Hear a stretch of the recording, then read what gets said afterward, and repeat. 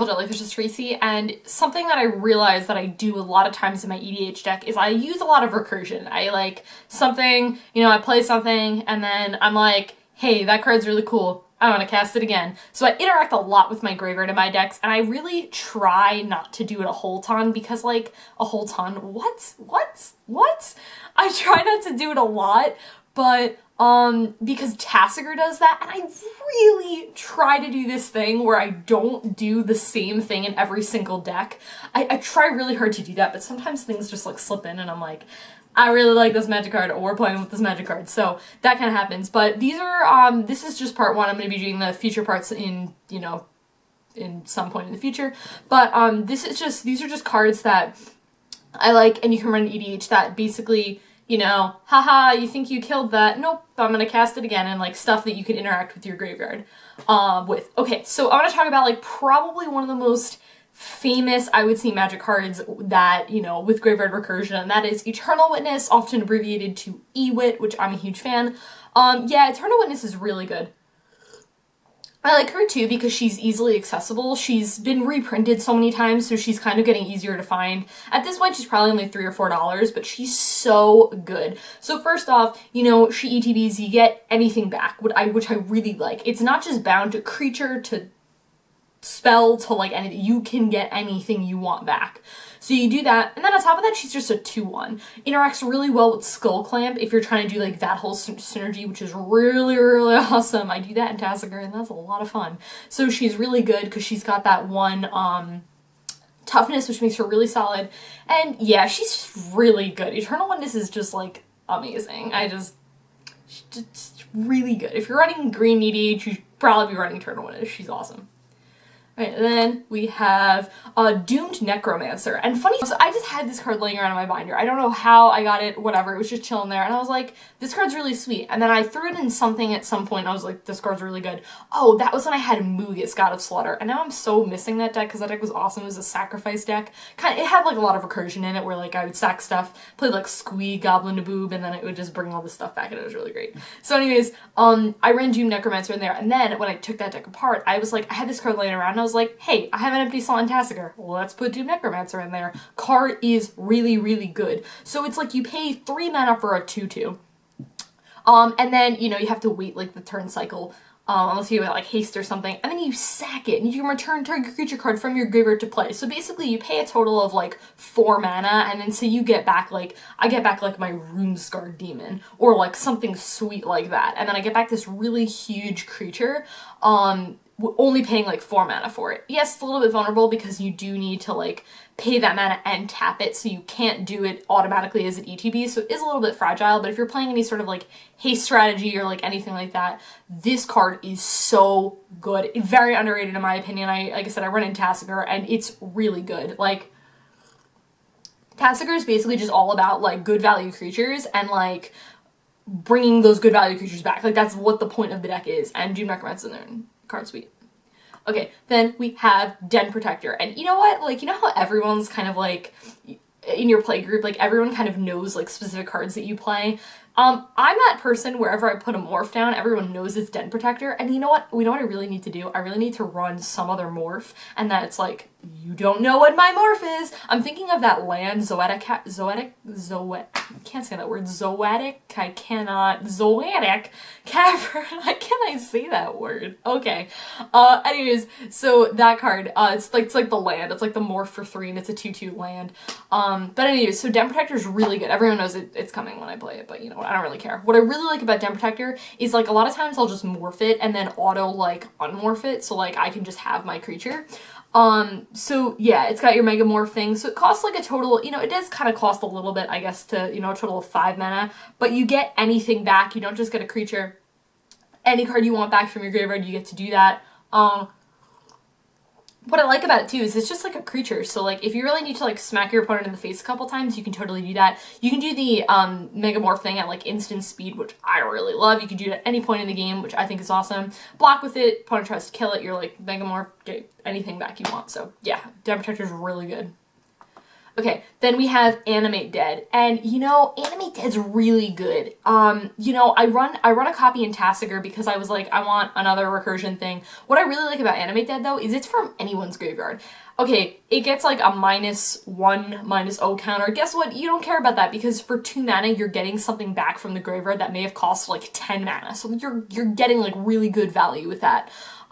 Yeah, any sort of like graveyard synergy like type of strategy in EDH like needs this card in there. It's really strong. Yeah, it's an enchantment, so it's a little bit fragile, you know, you're gonna have people who are running like, you know, creature hate, but then like enchantment hate, whatever. But yeah, Animate Dead is really good because I love that it's from any person's graveyard. So like someone else has something sweet and you're like, Animate Dead your thing, which is awesome. Animate Dead is really sweet. I run in Tasker too, and it's really good. Okay. Greenwarden of Murasa. You know, when this card was printed, a lot of people said and referred to it as the double Eternal Witness, and yeah, they're right. What I love about this card so much is that, you know, the second ability says, like, when it dies, you can, you may exile it. So then you exile it and you can't get it back. But what's really good is when it ETBs. So say, like, you do this thing where you, like, sack Greenwarden of Murasa, bring back Greenwarden of Murasa, ETBs. You can still get that trigger, but if you're, like, really desperate, you just boom, exile it, and you get like anything back from your graveyard to your hand, which is really good. On top of that, I mean, like, seriously, it's like a 6/5, 6-mana 5/4. It's like really good. It's got a really nice body and really good for attacking, really good for blocking. Just like anything card is just absolutely an essential. Like, every time I talk about green EDH, I'm like, you need to build green EDH because like green is like the best EDH color. Okay, then we have this card, which I love, and I also run in this in Tassiger. It is Deadbridge Chant. I really enjoy this card, and I think, like, what I feel like turns some people away from this card is the fact that it's like 6 mana for this enchantment. It's fragile, it can easily get removed. But how I look about this card is that the fact that it ETBs, I just get 10 cards into my graveyard is really strong. So like if you're running any sort of like synergy where you want stuff in your graveyard, like you're running Tassiger or like Sidisi or like whatever, you know, running Deadbridge Chant's really good just for that like Jace Memory Adept effect where it's like you mill 10, like basically, which is really good. So you just have 10 cards in your graveyard. If someone removes it, a lot of times I'm like, okay, that's fine, I just got 10 cards in my graveyard, so I can have all these other synergies that I'm, you know, working with, which I really like. So I think Deadbridge Chant's really good for that. But again, also the fact that if it does stay around, the fact that, you know, it's like randomized, you just get stuff back. I think like this card works so well with like things like Delve. If you're running Tassiger, if you're running things like Treasure Cruise, not Brainstorm, Dig Through Time, that all those Temporal Trespass. Like I run so many Delve things in Tassiger, which makes this card really nice because you basically just pick the stuff that you want in your graveyard, get rid of those things that you don't want, and, you know, get stuff back. And if it's a creature, it goes automatically onto the battlefield. So Deadbridge Chant is nuts. The card's really sweet. Okay, then we have this card, which I know not everyone is a fan of this card, and if I could, you know what it is, my computer, when I'm exporting a video right now, and when it exports, it's like, it doesn't want to do anything else, and it's like, what do you mean? You want to use me for other stuff? Yeah, I do, actually. We have All Sun's Dawn, and I really do feel like, oh, wait, no, I'm thinking of a different card. Yeah, All Sun's Dawn, I'm thinking of the one, I always get these two confused. It's the one with the each mana cost, you get like 1 from each mana. That card's really good too, but All Sun's Dawn. If you're running like 4 or 5 color in EDH, you should probably be running All Sun's Dawn because you can get anything back. Yeah, you have to exile All Sun's Dawn, but like honestly, if this card like did stick around, that would be like super OP broken.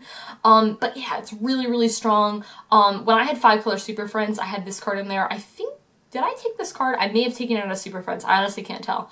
I don't remember. But it's really solid. You know, you're running like 5 color and then you just get 1 of each color back to your hand. Really good card. I like it. Gosh, computer, what are you doing? Okay. Alright, then we had, and I don't know how to pronounce this, Sylvan Hierophant? Yeah, let's go with that. So when I was looking up cards for my Isan deck, Isan's a really interesting commander because, you know, some decks are like, I just put whatever cards I want into there. Sorry, let me phrase that. I put like whatever creatures I want into there. But the thing with Isan is that Isan is like because he's equal to the amount of counters on him, I needed to make sure my balance, my curve, was like set up in a very unique and interesting way, where I needed to make sure I had a lot of stuff at like 1, 2, 3, 4 mana, and then as, you know, it increased, there were like less and less cards in there, because Isan dies, and then sometimes you don't always get him up to however many counters you need to get on him, whatever. So anyways, I was looking up cards, and I found this card, and I do run it in Isan. I've never actually played with this card before, which is really interesting because I have a lot of cards in that deck, but because I have a lot of manipulation in that deck, it's kind of like sometimes I just don't see cards. It just happens that way. But anyways, I run this card in there because I thought it was interesting. So what I like about it too, I think what synergizes really well with Isan is, say someone attacks, you Isan, and then you block with this, and then it dies. I think that sort of thing is really cool when you can instant speed this card. It's put into the graveyard. You remove it, so you do have to exile it after that. But then you get any creature card from your graveyard to your hand. So it's really interesting. It's like a cheaper version of Eternal Witness, and Eternal Witness is any card. This is specifically creature, but again, I think if you're doing any sort of thing where you can like instant speed like play creatures, if you're playing that, oh man, it's that Yavia Nature's Herald, that card, I'm totally saying her name wrong, but like she's the 4 mana, you may play green cards at instant speed. Yeah, like any sort of strategy like that, this card's really good. Okay, then we have Artisan of Kozilek, and if you watched my video where I talked about tutors, I actually talked about the super sweet thing where I was like, you can Artisan of Kozilek Prime Speaker Zagana. Let's just scratch out, pretend I didn't say that, because you can't do that, and I felt really stupid when I made that mistake, so sorry about that. But anyways, Artisan of Kozilek's really good. It's a really nice body. Yeah, it costs like 9 mana, but like, it's colorless, so you just pay like it with your Soul Ring and your Thran Dynamo and your Thought Vessel and all those other like mana rocks that you have going on there. So that's really good. And then, you know, EDTBs, you get something back, which is awesome. And then it's casually just a 10-9 Annihilator too. You know, that's on a really nice body. And it's got Annihilator too. And I have to say, I think that Annihilator is really, really rude. But I'm actually going to take this card out of Tasigur. I don't know what I'm going to put in Tasigur yet. I have to figure that out. I need to put like some good value creature thing. And I'm probably going to take out Prime Speaker Zagana because I'm going to put her in ladies, but that doesn't relate at all to what I was talking about. But Artisan of Kozilek's really good. Yeah, it's kind of mean though. If your playgroup doesn't like Annihilator, don't run this card. Alright, then we have Sheoldred, Whispering One. I love Sheoldred. I just really like her. She's a bit on the pricier end, but if you can get your hands on her, she's really, really solid. So she's a 6 mana, 6/6, and you know what? I feel like the Praetors, I do think that they're all really good. I think they're all pretty expensive though too, so, but they're really, really solid. So beginning of your upkeep, you return anything. So one of the things I love doing with this card is like Sheoldred into Ewit, get back a spell, get back like Dig Through Time, something like that, or get back a board wipe. I really enjoy doing something like that. And it just goes back into the battlefield. So you pay your thing for Sheoldred, and then it's just, I get just anything that I want back into the battlefield, which is sweet. And then at the beginning of each opponent's upkeep, they sack a creature. This is really, really important because it's sacrifice. It gets around indestructible. If your playgroup does a lot of like indestructible, hexproof things, hey, guess what? Sheoldred's just like, I don't care. She is amazing. She's like become one of my favorite Magic cards because she's so multi-purpose. She just does these 2 incredible abilities, and she's really solid. You know, like I was actually talking to Paul, and we were talking about like playing our different, you know, EDH decks against each other, and he said like for Karn that he has things like, you know, that can make his stuff indestructible, but he's like, Sheoldred is one of those cards. He's like, I can't really deal with that because she's just really strong and she makes me sacrifice my stuff, and I just, you know, so yeah, Sheoldred's so good. She's amazing. I love her. Okay, yeah guys, that was it for graveyard recursion stuff.